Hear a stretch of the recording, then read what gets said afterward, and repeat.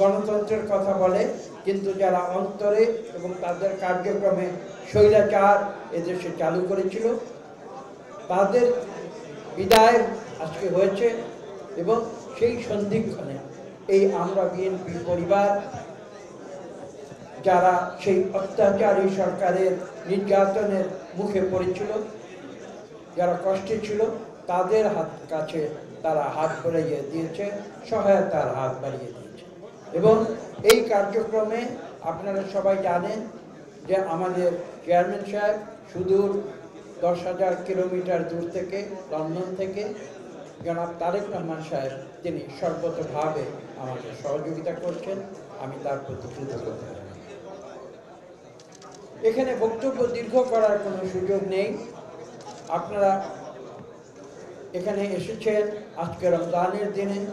রমজানের যে শিক্ষা, ধৈর্য এবং সংযম, আমি বিশ্বাস করি আমরা সেই রমজানের শিক্ষা থেকে শিক্ষা নিয়ে এই দেশকে আবার নতুন করে আমরা গড়ে তুলব। ছাত্র জনতা যে আত্মত্যাগ করেছিল 2024 সালের জুলাই আগস্টে, তারা আজকে এই দেশকে সামনের দিকে এগিয়ে নিতে চায়। আমরা তাদের অভিনন্দন জানাই। যে সবচেয়ে বড় কথা হচ্ছে যে ছাত্রের সঙ্গে যে শব্দটি আছে জনতা, সেই শব্দটিও কিন্তু ভুলে গেল। এদেশের মানুষকে নিয়ে, মানুষের কল্যাণে, মানুষের যে কল্যাণ সেটাকে সর্বাগ্রে বিবেচনা করে, জনগণের কথা বিবেচনায় রেখে আমাদের সামনে এগিয়ে যেতে হবে। আমরা নতুন বাংলাদেশ গড়তে চাই, একথা সত্য, কিন্তু আমাদের সতর্ক থাকতে হবে যে নতুন বাংলাদেশ গড়তে গিয়ে আবার যেন আমরা নতুন কোনো ভুল না করে ফেলি।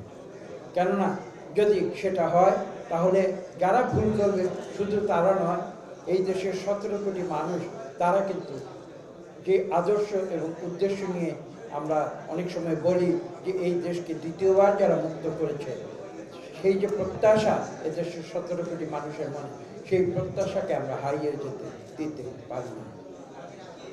সংবাদপত্রের বিষয়ে একটি ছোট্ট কথা আমি এখানে উল্লেখ করব, একটি হালকা কথা।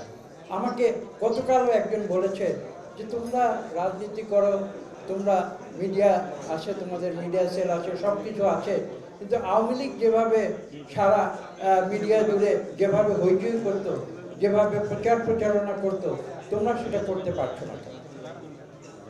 সমালোচনা আমাদের নিতে হবে। আমরা গণতন্ত্রে বিশ্বাস করি। আমি শুনেছি তার কথা, শুনে তাকে আমি একটু উত্তর দিয়েছি। আমি বলেছি যে আপনার প্রশ্নটি কিন্তু ঠিক, কিন্তু উত্তরটি আমি যেটি দিব সেটিও কিন্তু আপনাকে গ্রহণ করতে হবে। যদি উত্তরটি কি, আমি বলি যে বিএনপি প্রচারণা করে, কিন্তু বিএনপি ডিসইনফরমেশন বিতরণ করে। এবং সেই কারণেই হয়তো আপনাদের মনে হতে পারে যে আমরা আওয়ামী লীগের মতো লক্ষ্যজম্ভ হইচই করে আমরা মিডিয়াতে প্রচার করছি না, কিন্তু আমরা যে কথাগুলো বলি, আমরা যেটা মিন করি, যেটাতে আমরা বিশ্বাস করি, আমরা জানি যেটা সত্য কথা, আমরা সেই কথাগুলো বলি এবং আমরা সেইভাবে প্রচারণা করি। বিএনপি মিথ্যা প্রচারণা করে না, মিথ্যা প্রচারণায় বিএনপি বিশ্বাস করে না। আমি আপনাদের দোয়ায় আমি কিছুদিন তথ্য মন্ত্রণালয়ের দায়িত্বে ছিলাম, আমি এটা স্পষ্ট করে দিয়েছিলাম যে আমরা সত্য প্রকাশে আপোষ, আমরা সত্য কথা বলি। আপনারা হয়তো জানেন যে 6 মাস আমি তথ্য মন্ত্রণালয়ের দায়িত্বে ছিলাম, আমি কোনোদিন সরকারি প্রেস নোট ইস্যু করি না। আমাকে আমার সরকারের পক্ষ থেকে, আমি যে সরকারের অংশ ছিলাম, তারা অনেক সময় আমাকে জিজ্ঞাসা করে, আমি উত্তর দিয়েছিলাম যে আমরা বিএনপি, আমরা সত্য সংবাদে বিশ্বাস করি। এখানে প্রেস নোট সরকারের পক্ষ থেকে প্রচার করার কোনো প্রয়োজন নেই, আমরা যেটা বলি সেটাই বলি। কাজে এই বিশ্বাসে আত্মবিশ্বাসী হয়ে আমরা রাজনীতি করেছি, এই বিশ্বাসে আত্মবিশ্বাসী হয়ে আমরা রাজনীতি করে যাব। সংবাদপত্রের যে স্বাধীনতা, তার পরাকাষ্ঠা দেখিয়ে গিয়েছেন শহীদ প্রেসিডেন্ট জিয়া রহমান। আজকে বড় বড় কথা বলে, আজকে প্রেস ক্লাবে নর্তন করতেন আমরা দেখেছি বিগত 17 বছর। সেই প্রেস ক্লাব কে সৃষ্টি করেছে? তার যে ভবনটি, তার ভিত্তিপ্রস্তর কে স্থাপন করেছে? অন্য কেউ নয়, শহীদ প্রেসিডেন্ট জিয়া রহমান।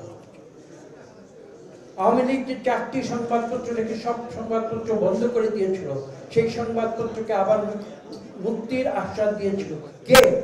শহীদ প্রেসিডেন্ট জিয়া রহমান।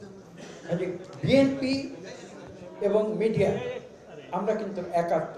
আমরা মিডিয়ার স্বাধীনতায় বিশ্বাস করি, মিডিয়া যা বলবে, আমরা যদি ভুল করি সেটা সমালোচনা করবে, সেই সমালোচনা আপনার জবাব দেবে। আমরা যদি ভুল করি ভুল মেনে নেব, যদি সংবাদপত্র মিথ্যা সমালোচনা করে আমরা তার জবাব দেব। আমরা এই নীতিতে কাজ করি। আজকে এই কক্ষে আপনারা যারা এসেছেন আমি আপনাদের সবাইকে অভিনন্দন জানাই।